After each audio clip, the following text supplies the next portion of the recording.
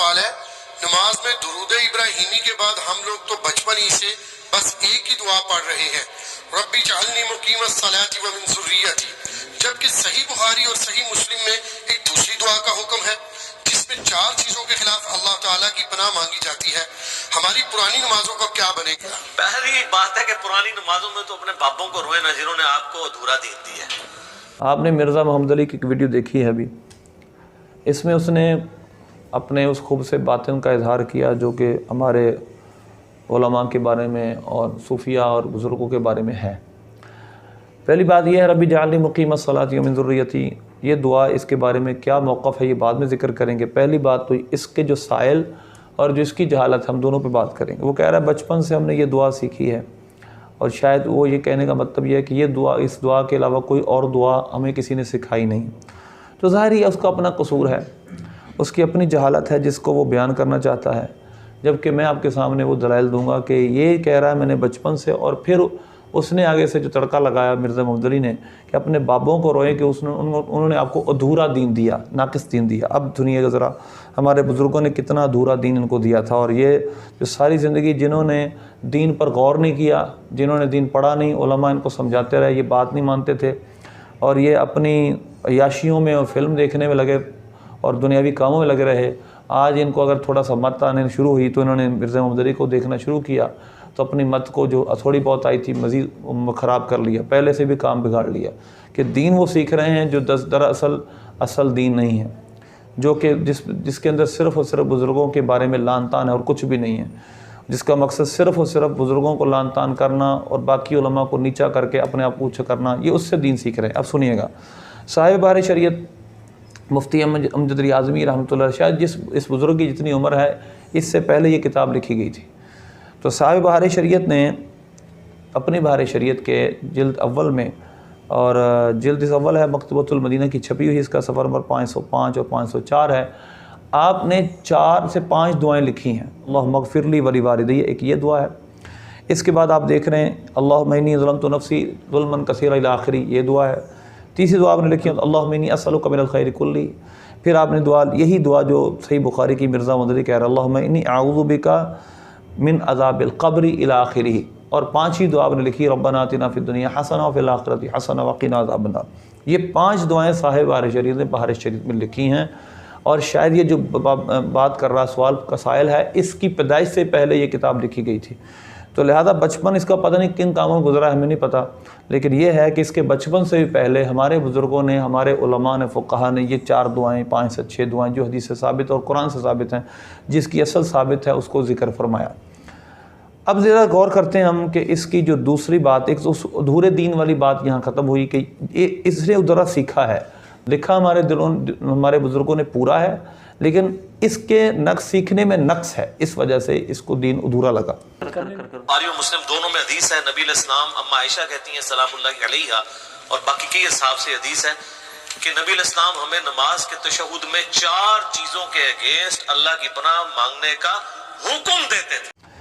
اس نے پھر کہا کہ حدیث میں حکم ہے، اور فَلْيَتَعَوَّذْ سے صحیح مسلم کا لفظ ہے، آپ کے چل رہے ہوں گے۔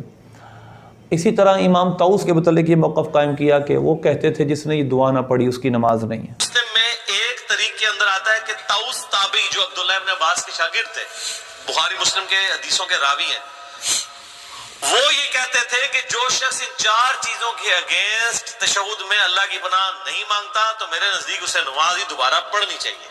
اب ذرا غور کیجئے گا کہ یہ کتنا بڑا بہتان ہے جو اس نے، پہلا بہتان میں نے آپ کے سامنے فقہاء پر اس نے لگایا، وہ دوسرا بہتان امام طاؤس پہ اس نے لگایا۔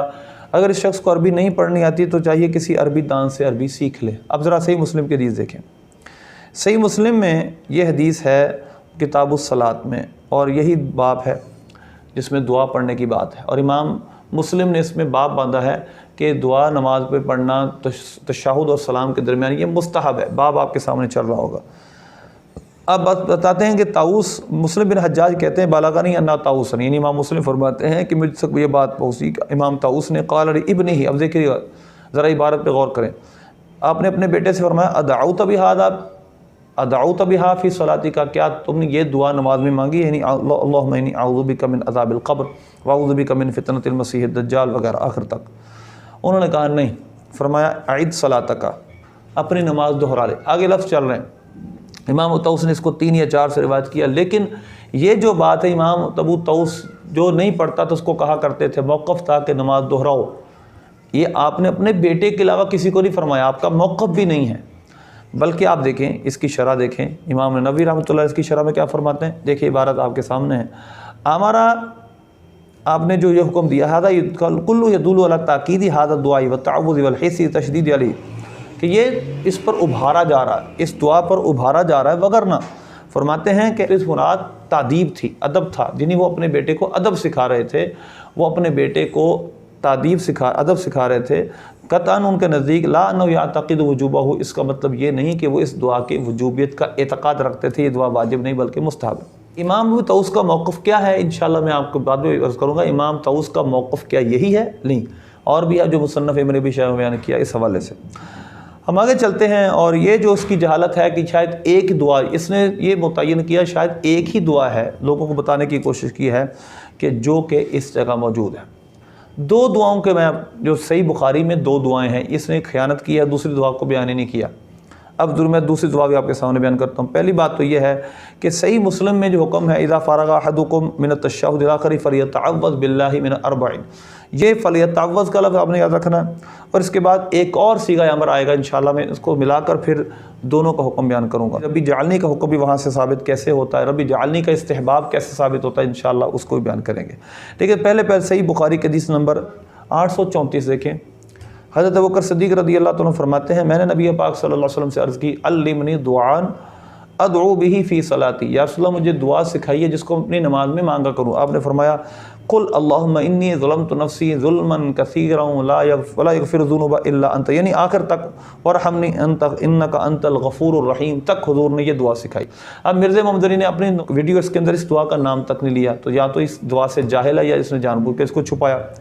پھر اس سے اگلی جو صحیح بخاری کی بات تھی اس کو بھی اس نے چھپایا یا اس سے یہ جاہل تھا. 2 میں سے ایک چیز ہے، یا تو جاہل ہے یا اس نے جان بوجھ کر اس دعا کو چھپایا، اس بات کو چھپایا.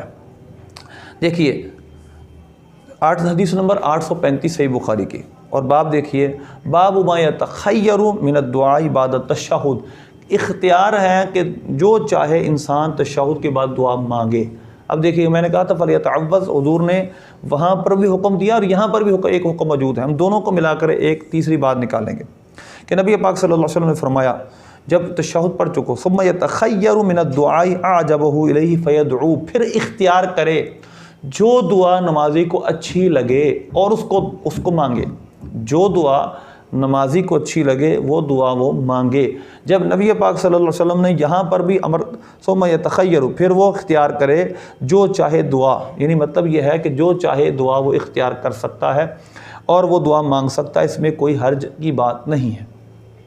تو اس لیے ہمارے نزدیک کوئی بھی دعا ہو، رب جعلنی ہو، کوئی بھی دعا ہو، مستحب ہے. جو اچھی دعا ہے جو قرآن و سنت سے ثابت ہے اس کو مانگنا مستحب ہے، کیونکہ نبی پاک صلی اللہ علیہ وسلم نے ہمیں اس کا اختیار دیا. جب حضور نے ہمیں اس کا اختیار دیا تو پھر دوسرا کون ہوتا ہے اس اختیار کو سلب کرنے والا؟